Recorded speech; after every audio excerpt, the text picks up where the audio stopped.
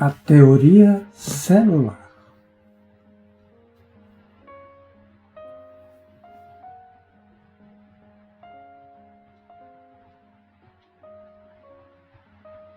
É difícil compreender nitidamente o papel do sistema nervoso no organismo e, portanto, o do perispírito.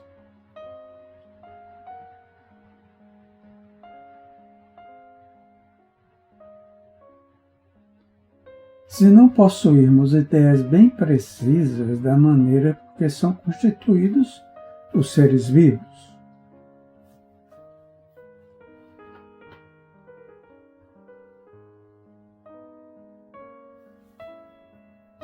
Indispensável, pois, expor aqui os resultados a que chegou a ciência odierna no tocante à natureza íntima dos vegetais e animais.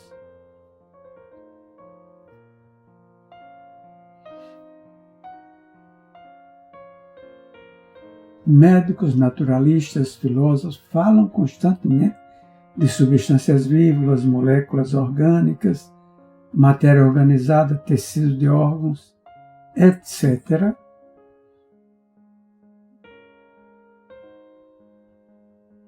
Mas poucos fornecem desses termos uma definição precisa.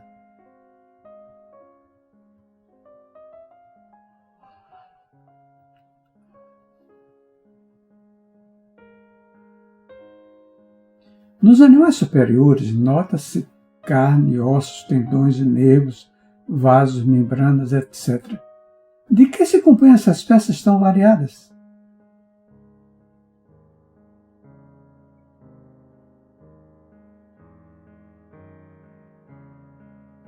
Poderíamos achar em cada uma elementos constituintes idênticos, cuja variação pudesse originar produtos assim diversificados?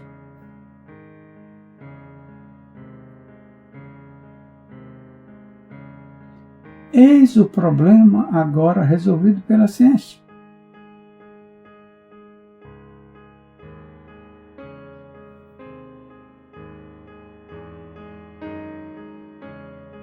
Já o célebre Bichat havia um tanto concorrido à coordenação das ideias com o dividir todas as substâncias que formam a trama do corpo, apresentando por toda parte e sempre as mesmas propriedades, fossem quais fossem os seres vivos em que as estudássemos.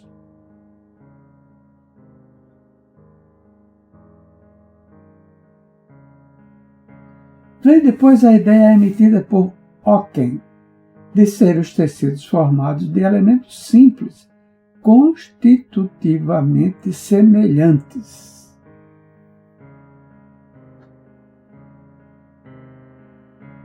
Para cada qual, Johannes Müller desenvolveu sua teoria, da qual compartilhou Schleiden.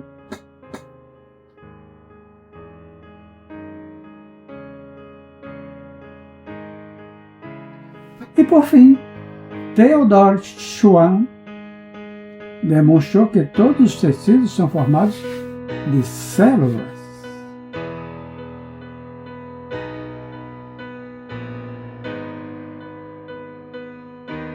Que não diferem das vegetais, senão pela variedade de formas que afetam as células animais e por sua membrana envoltória, geralmente mais delgada.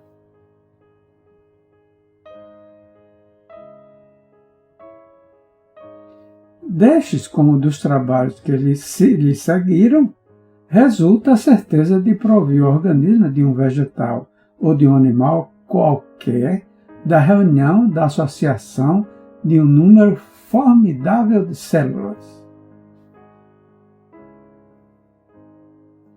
As partes do corpo animal ou vegetal são oriundas das modificações experimentadas pelas células.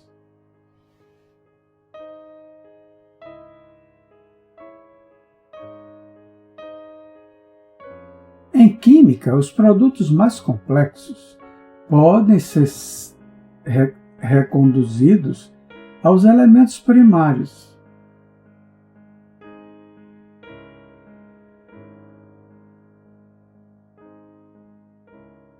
Aos corpos simples que os constituem, mediante uma série de decomposições sucessivas.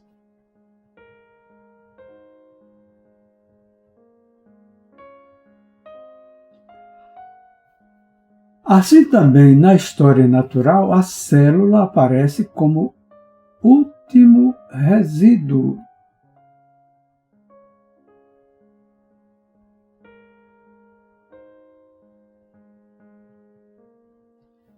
No estudo cada vez mais profundo dos tecidos mais diferentes.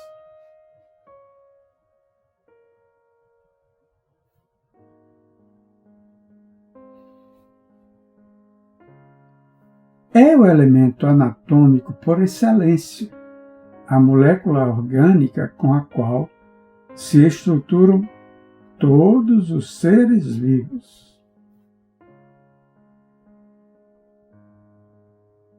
Mas como é feita essa célula? Posto que é extraordinariamente variável nas formas, ela se compõe sempre de 3 partes.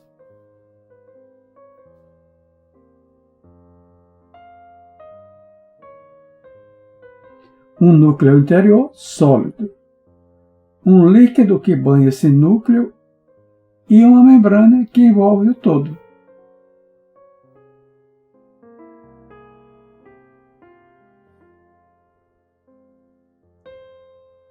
A parte essencial verdadeiramente viva é o líquido, a que chamaram protoplasma.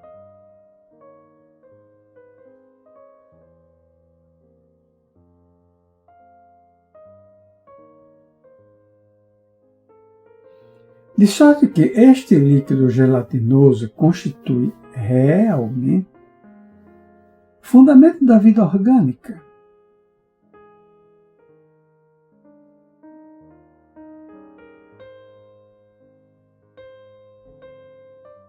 Enquanto ela se mantiver vivente nos milhões de células que integram um corpo, esse corpo viverá.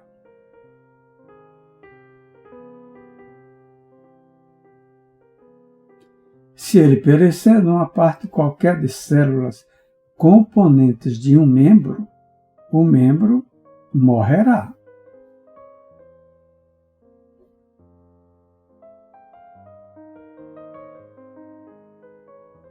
Finalmente, destruído o protoplasma no total das células, morrerá todo o corpo.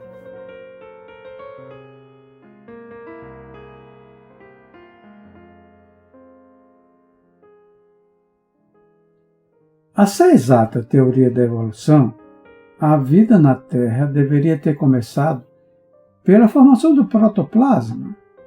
Este é um fato hoje verificado.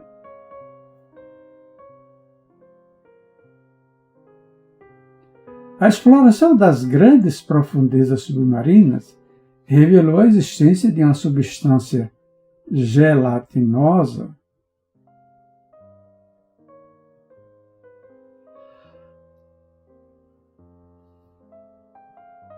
que parece corresponder à primeira manifestação vital.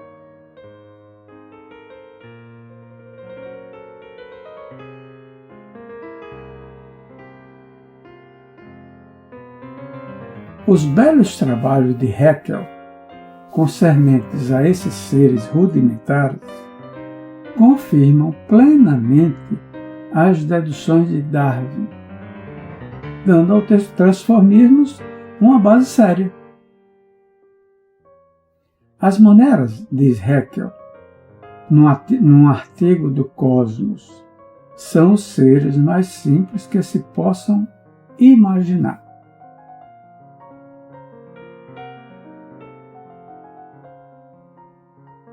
Não passam de massas pequeniníssimas de protoplasma, destituídas de qualquer estrutura.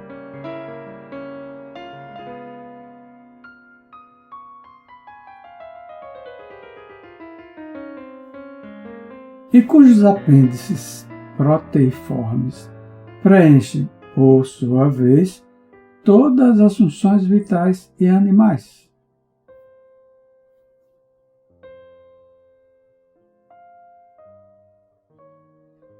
Movimento de sensibilidade, assimilação e eliminação, nutrição e crescimento, reprodução.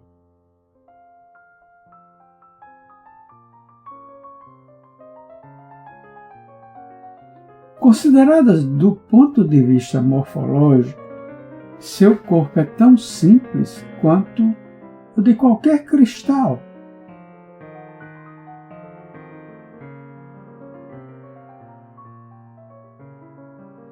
Mas as moneras não apresentam todas o mesmo grau de simplicidade, havendo as que possuem no âmago da massa um núcleo bem caracterizado.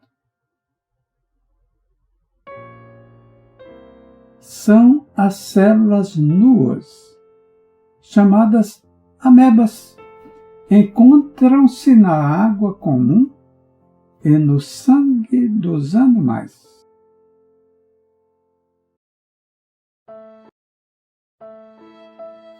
Quando, enfim, a ameba se rodeia de um invólucro, constitui a célula propriamente dita.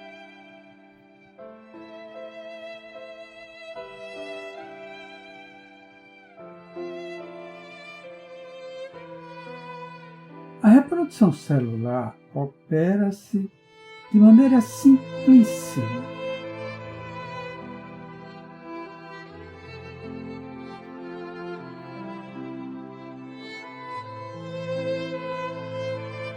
Atingindo um certo volume, verifica-se uma ou mais de uma divisão em sua massa, que assim se biparte ou multiparte.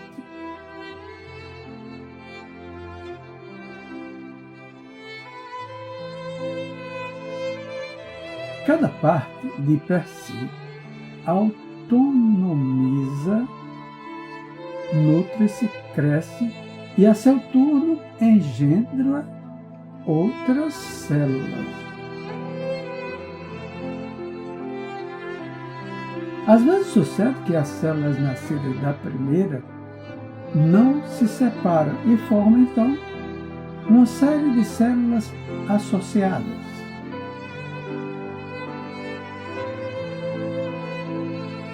Dando nascimento a outras também inseparáveis, e assim por diante, conforme o grau de vitalidade de que são dotadas.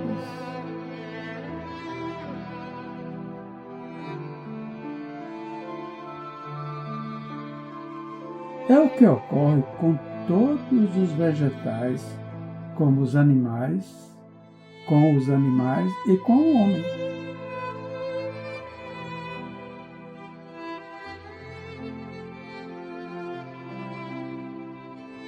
Todos os organismos da nossa época começam por não ser mais do que uma célula única.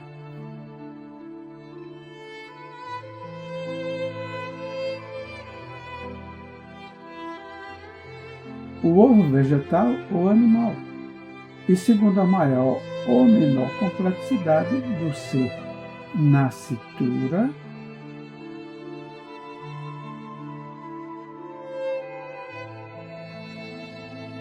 as células se diversificam mais ou menos, guardando, entretanto, cada qual a sua autonomia peculiar.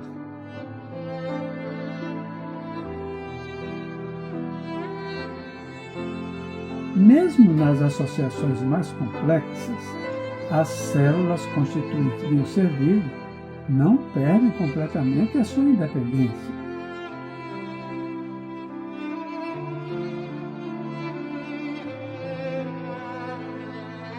Cada uma vive por sua conta, e as diversas funções fisiológicas do animal outra coisa não são que o resultado de atos consumados por um dado grupo de células. A finalidade de todo organismo é viver, Cada parte concorre, na sua esfera de ação, para o objetivo comum.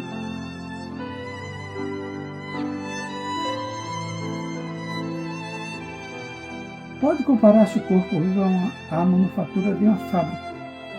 Cada órgão representa um grupo de operários e cada operário corresponde a uma célula.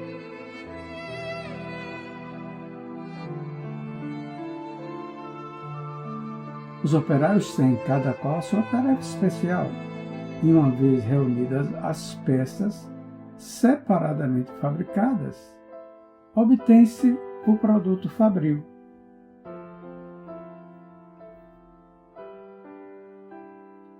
Na escala dos seres encontram-se associações celulares em todas as fases de desenvolvimento.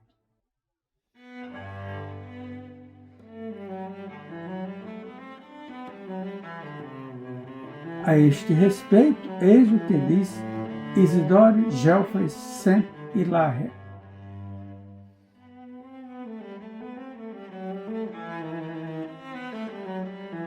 Tal como o indivíduo, a comunidade tem a sua unidade abstrata e a sua existência coletiva.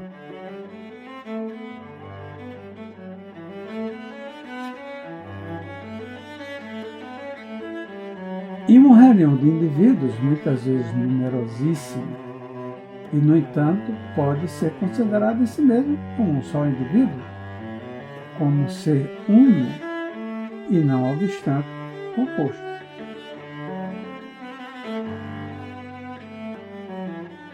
E assim é, não por uma abstração mais ou menos racional, mas na realidade material para os nossos sentidos, como para o nosso espírito.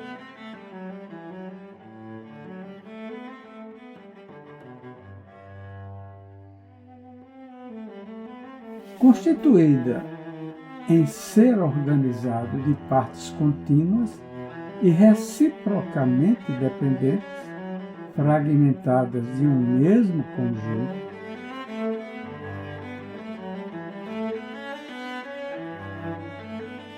posto que constitua cada qual um conjunto mais ou menos circunscrito, membros de um mesmo corpo.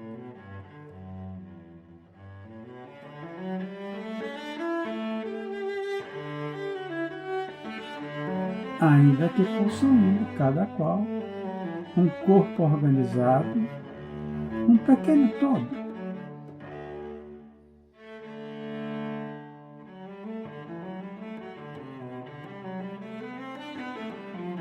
Como a família, como a sociedade e como simples agrupamento, a comunidade pode ser muito diversamente constituída.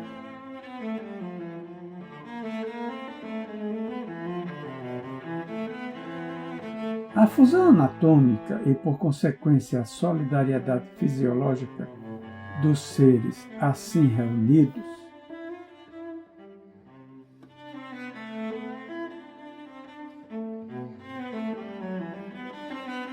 pode limitar-se a algumas funções vitais ou estender-se à quase totalidade dos órgãos e funções.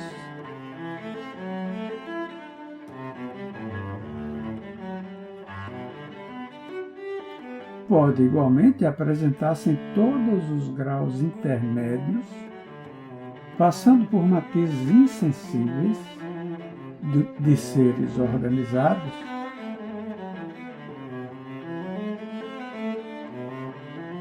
nos quais as vidas associativas permanecem quase independentes e os indivíduos nitidamente distintos,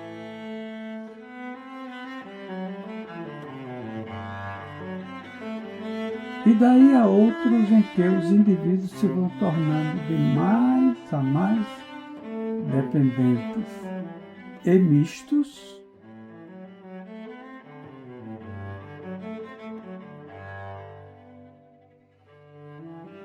até aos que em todas as vidas confundem-se numa vida comum, desaparecendo mais ou menos completamente na individualidade coletiva as individualidades propriamente ditas. Os animais superiores são essas individualidades coletivas, mas simplesmente do ponto de vista vital.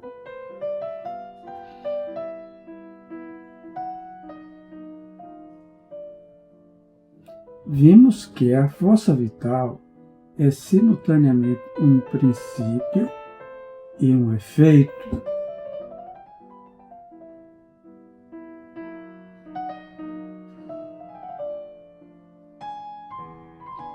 Princípio por tornar-se preciso um ser já vivente para comunicar a vida.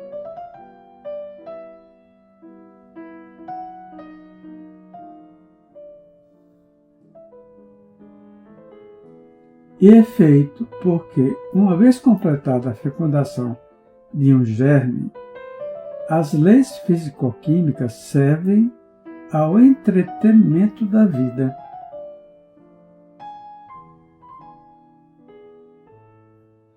Aqui não pode haver equívoco. A força vital tem uma existência certa, pois cada ser reproduz um ser semelhante.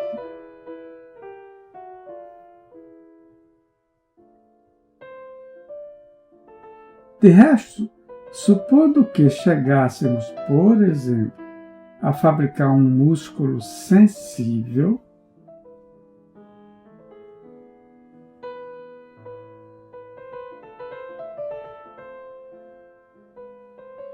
de feição a produzir os mesmos fenômenos que um músculo natural.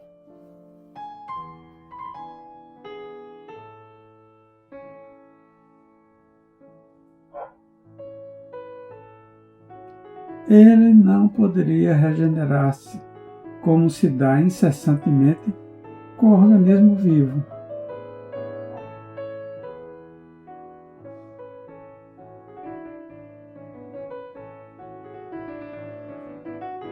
Logo, posto que opere e se entretenha por meio de leis naturais, o princípio vital distingue-se dessas leis.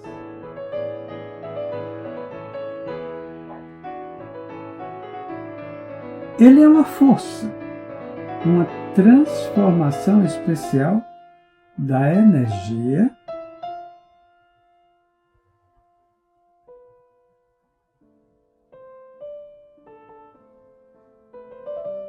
não tem existência sobrenatural, mas é produto necessário da evolução ascendente.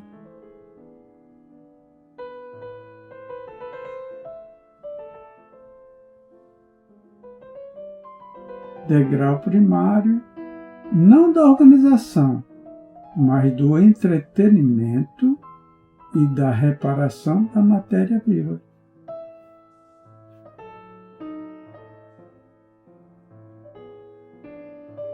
É possível encontrar laivos desse princípio reparador até na matéria bruta.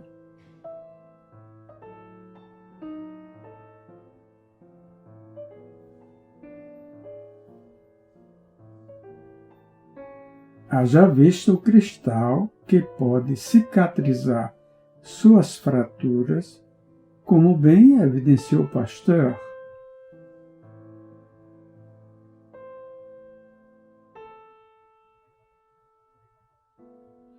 Quebrado em qualquer parte, se o colocado na solução de sua origem, não só cresce em todas as suas faces,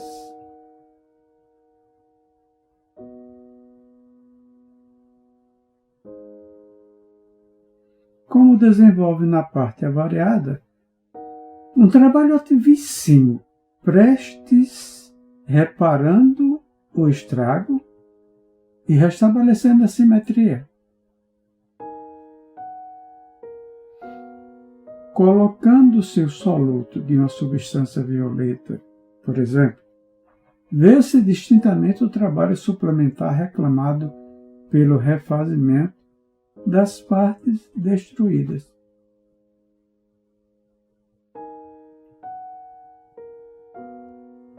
O princípio vital é, pois, uma força essencialmente reparadora, e nos vegetais como nos animais, é ela quem refaz as células agregadas entre si em função de um plano determinado. É de alguma sorte o desenvolvimento, o grau superior, a transformação exaltada do que denominamos afinidade nos corpos brutos.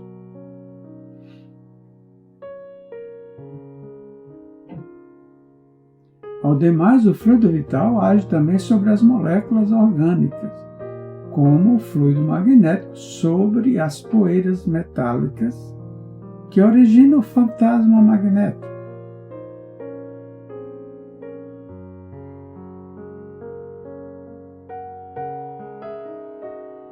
Se negarmos a existência de uma força vital, ainda que invisível e imponderável, não nos será possível compreender por que um corpo vivo mantém umas formas fixas.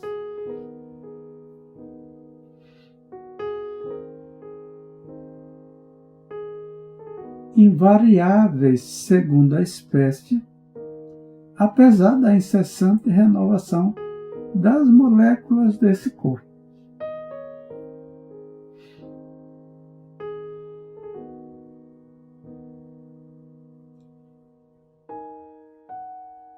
Enquanto a vida se apresenta difusa, como no caso dos animais inferiores,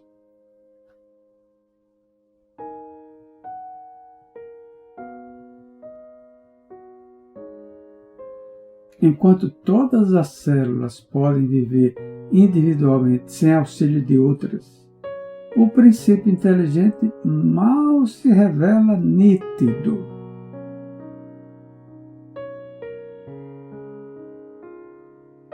Visto que nos seres rudimentares apenas se constata a irritabilidade, ou seja, a reação à influência exterior, e, portanto, nenhuma sensibilidade distinta.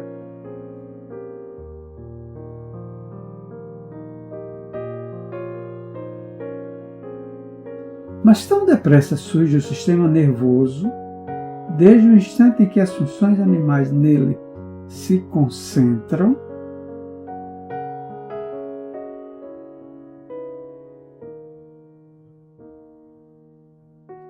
a comunidade viva transforma-se em indivíduo, pois desde esse instante, o princípio inteligente assume a direção do corpo.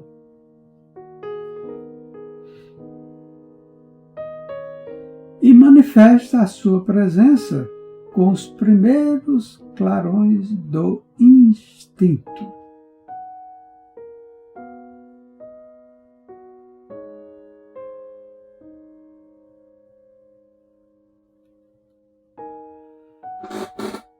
A evolução anímica.